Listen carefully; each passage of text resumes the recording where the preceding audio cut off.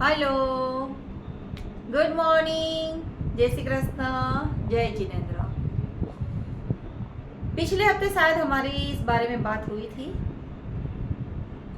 परिचय मेला, विवाह सम्मेलन वगैरह के बारे में हमने बात किया था।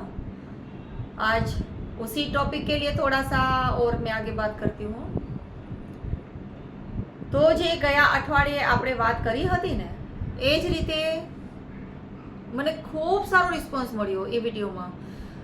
નહીં માનવામાં આવે તમને લોકોને, જે પણ લોકો આ વિડીયો ફર્સ્ટ ટાઈમ જોશે એને નહીં ધ્યાન આવે, પણ હું તમને કહું કે રાતના 11:30 પોણા 12 વાગ્યા સુધી લોકોના ફોન મને આવતા હતા. જેટલા લોકો કોન્ટેક્ટમાં છે મારી સાથે, મારા નંબર જે એમની પાસે છે એ બધાના કોલ આવતા હતા કે દીદી બહુ સરસ ટોપિક હતો, બહુ સારી વાત કરી તમે, ખરેખર જરૂર છે આના ઉપર નજર કરવાની, આના ઉપર ફોકસ કરવાની, કંઈક આગળ કરો તો લોકોનું ગોઠવાતું જાય બધું, એવી વગેરે વગેરે ઘણા લોકોના એ રીતે ફોન પણ હતા. અને મને ખૂબ ગમ્યું કે લોકોને મારો આ વિડીયો ગમ્યો, આ ટોપિક મારો સારો લાગ્યો, સારા કરતાં પણ સાચો લાગ્યો. બરાબર છે મારી વાત? તો એના ઉપર આપણે ફોકસ ખરેખર કરવાની જરૂર છે. આજકાલની પેઢીઓને સમજાવવાની જરૂર છે. પેરેન્ટ્સને પણ હું એ જ કહું છું કે તમે જે મારા વખાણ કર્યા એ રીતે થોડો ટાઈમ કાઢી તમારા છોકરાઓની જોડે, છોકરીઓની જોડે અડધી પોણી કલાક 1 કલાક સુધી બેસી એમનું કાઉન્સેલિંગ કરો, એમને સમજાવો ખરેખર એમને શું જોઈએ છે, ખરેખર એમના મગજમાં શું ચાલે છે એ જ નથી સમજ પડતી. કોઈ લગ્ન કોઈ એવી વસ્તુ તો છે નહીં કે તમે જોર જબરદસ્તીથી એ લોકોને પરણાવી દો, બરાબર ને? તો એમને શું અટકે છે, શું ખૂટે છે? બધું સારું હોય છતાં એમની ના કેમ હોય છે? તો એ વાત પણ આપણે જાણવી જરૂરી છે, સમજવી જરૂરી છે. તો એના માટે પણ તમે લોકો ટ્રાય કરો, તમારા છોકરાઓને સમજાવો. એના બદલામાં એવો જવાબ નહીં આપતા કે અમે તો કેટલું સમજાવીએ છીએ પણ માનતો નથી ને માનતી નથી. ના, એવું નહીં.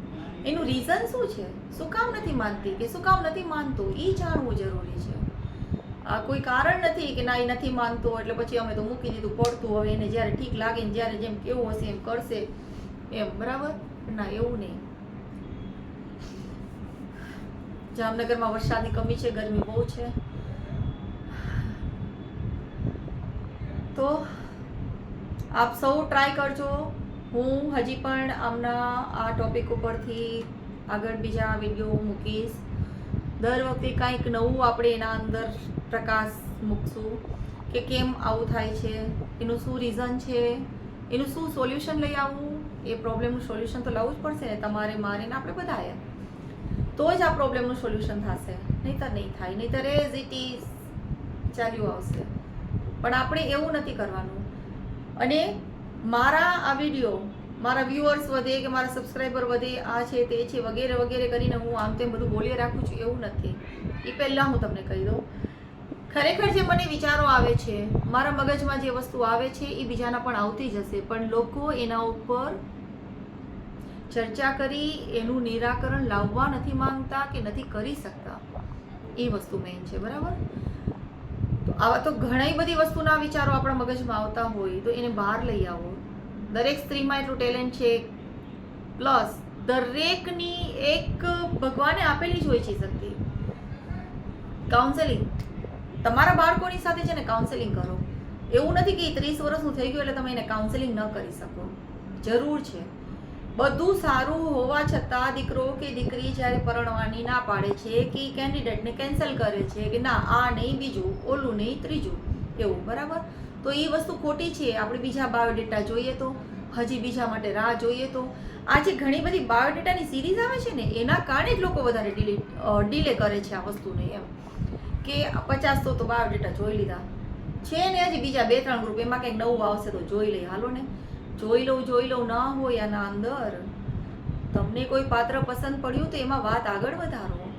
બધું જ તમારા માટે 100% પરફેક્ટ રહેવાનું જ નથી, છતાં પણ તમને એવું સરસ મળ્યું છે તોય તમે કંઈક ખામી કાઢો છો. એનું શું કારણ?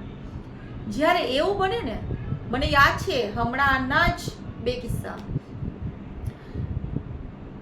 100% સર્વગુણ સંપન્ન, કુંડળીથી માંડીને બધું જ ફેમિલી બેકગ્રાઉન્ડ, બેઉ કપલનું મેચિંગ, આ છે તે છે વગેરે વગેરે બધું જ પરફેક્ટ હતું.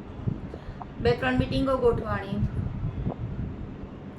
બસ કેન્સલ, નહીં જ આવે મમ્મા આની સાથે મારે એમ. એટલે અમે વિચાર્યું કે આવું કેમ હશે, ખબર નહીં. પછી એમના પેરેન્ટ્સની સાથે વાત થઈ તો પેરેન્ટ્સે કીધું કે ખબર નહીં, હવે એ ના પાડે છે તો શું કરીએ, આમાં કંઈ જોર જબરદસ્તી તો કરાતી નથી. આપની વાત બિલકુલ સાચી છે, જોર જબરદસ્તી નથી કરાતી, પણ એટલીસ્ટ તમે એમની સાથે અડધી પોણી કલાકનો સમય કાઢી ઘરમાં બેસો, એમને પૂછો કે શું કારણ છે, તમે બહાર ગયા હતા મીટિંગ ગોઠવી તો શું થયું કે તમે પાછું પોસ્ટપોન કર્યું. બરાબર છે મારી વાત? જ્યાં તમારી 2 મીટિંગ સુધી હા હતી, ત્રીજી મીટિંગમાં તમે ના પાડી તો કારણ શું? પણ સારું કર્યું કે તમે 3 મીટિંગથી પછી ફૂલ સ્ટોપ મૂકી દીધું કે ના ભાઈ આમાં આગળ નથી વધવું, કારણ બીજા બધી વસ્તુ કરીએ, બરાબર. પણ પછી સગાઈ કર્યા પછી તોડત ને તો બેઉને કાળા ધબ્બા લાગત. એક લાગી જાય લેબલ, એન્ગેજમેન્ટ કેન્સલ, સગાઈ વિચ્છેદ, લગ્ન વિચ્છેદ, એવું ન થવું જોઈએ. એમને બી આટલા બધા પ્રશ્નો હોય જ છે લોકોના સગાઈ લગ્ન વિશેના, અને પછી એમાંય જો આ રીતે થાય તો બહુ ટાઈમ નીકળી જાય છે. તો પેરેન્ટ્સને હું એટલી રિક્વેસ્ટ કરું છું કે જ્યારે તમારું બાળક, તમારો દીકરો કે દીકરી જ્યારે આ રીતે હાના કરતા હોય ને એન્ડમાં પછી એ ના પાડી દે ને તો તમે અડધી પોણી કલાક એની સાથે ઘરમાં બેસો, એમના મનના ઊંડાણ સુધી જાઓ, એમના વિચારો શું ચાલે છે, એને શું કામ ના પાડી, એની તપાસ કરો, પછી એના વિશે તમે એને સમજાવો. બરાબર છે મારી વાત? ફરી પાછી હું મળું છું આપણને આ જ ટોપિક ઉપર. ઓકે, ત્યાં સુધી જય જિનેન્દ્ર, જય શ્રી કૃષ્ણ, આવજો, બાય બાય.